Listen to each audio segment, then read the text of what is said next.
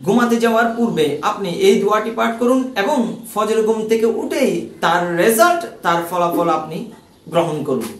আউযু বিল্লাহি মিনাশ শাইতানির রাজিম। বিসমিল্লাহির রহমানির রহিম।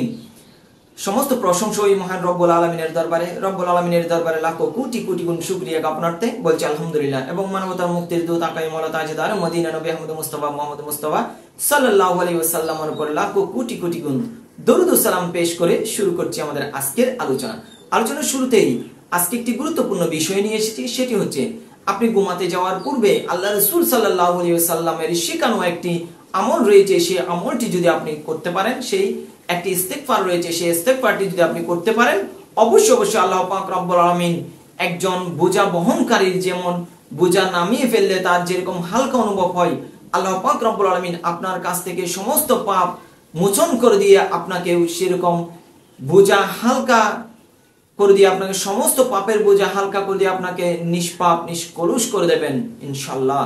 আপনি আল্লাহ রাসূল করিম সাল্লাল্লাহু আলাইহি ওয়াসাল্লাম হাদিসে মুবারাকায় একটি ইস্তেগফার আমাদেরকে শিখিয়ে গেছেন। বিশিষ্ট সাহাবী হযরত যায়েদ রাদিয়াল্লাহু তাআলা আনহু বর্ণিত, তিনি বলেন রাসূল করিম সাল্লাল্লাহু আলাইহি ওয়াসাল্লাম বলেছেন, যে ব্যক্তি এই দোয়াটি পাঠ করে তার ঘুমানোর বিছানায় যাবে, সে অবশ্যই আল্লাহ পাক রব্বুল আলামিন তার সমস্ত গুনাহগাতা মাফ করে দিয়ে তাকে নিষ্পাপ করে দেবেন। সুবহানাল্লাহ।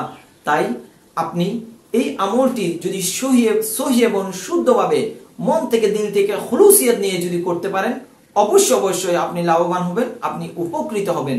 যেমনই ভাবে বলেছিলাম যে বোঝা বহনকারী যেভাবে বোঝা নামিয়ে ফেললে তার মাথা থেকে, তার ঘাট থেকে যেরকম হালকা অনুভব হয়, আপনি ফজরে নামাজের পর আপনি যখন উঠবেন, ফজরের সকালে যখন আপনি উঠবেন, তখন আপনি দেখতে পাবেন আপনার কাছ থেকে পাপের সকল বোঝা আল্লাহ পাক নামিয়ে দিয়ে আপনাকে হালকা করে দিয়েছেন।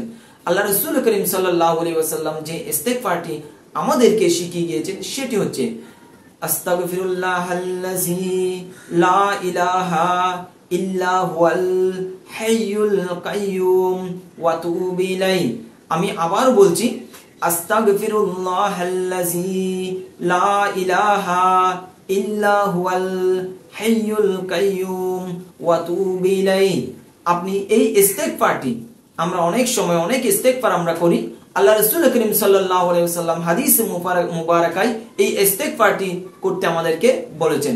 আল্লাহ রাসূল করিম সাল্লাল্লাহু আলাইহি ওয়াসাল্লাম নিষ্পাপ হওয়া সত্ত্বেও প্রতিদিন 100 বারের উপরে আল্লাহর রাসূল ইস্তেগফার করতেন আল্লাহর দরবারে। আমরা যত বেশি আল্লাহর দরবারে ইস্তেগফার করব, আল্লাহ পাক রব্বুল আলামিন তত আমাদের উপর দয়া করবেন, আমাদের উপর রহমত বর্ষণ করবেন, আমাদেরকে আল্লাহ পাক রব্বুল আলামিন তার প্রিয় বান্দা রূপে গ্রহণ করবেন। ইস্তেগফারের অভ্যাসটা আপনারা বেশি করে ইস্তেগফারের অভ্যাস করুন। এবং আল্লাহ রাসূল করিম সাল্লাল্লাহু আলাইহি সাল্লাম হাদিসে মুবারাকায় যে ইস্তেগফার আমাদেরকে শিখিয়ে দিয়েছেন, যে ইস্তেগফার বলেছেন, সেই ইস্তেগফারটি আপনি বেশি করে পাঠ করুন। আল্লাহ পাক রব্বুল আলামিন যে বান্দা যত বেশি বান্দা গুনাহ করবে এবং গুনার পর যদি বান্দা শর্মিন্দা হয়, আল্লাহর দরবারে যদি সে সারেন্ডার করে, আল্লাহর দরবারে যদি সে অনুতপ্ত হয়, আল্লাহ পাক রব্বুল আলামিন বেশি খুশি হয়ে যায় সেই বান্দার উপরে। এবং আল্লাহ পাক রব্বুল আলামিন সেই বান্দার সমস্ত গুনাহটা ক্ষমা করে দিয়ে তাকে নিষ্পাপ করে তাকে মাসুম করে দেন। সুবহানাল্লাহ। আল্লাহ পাক রব্বুল আলামিন আমাদেরকে বেশি করে আল্লাহর দরবারে ইস্তেগফার করার জন্য তৌফিক দান করুন। ওয়া মা তৌফিক ইল্লা বিল্লাহ। আসসালামু আলাইকুম ওয়া রাহমাতুল্লাহি ওয়া বারাকাতুহু।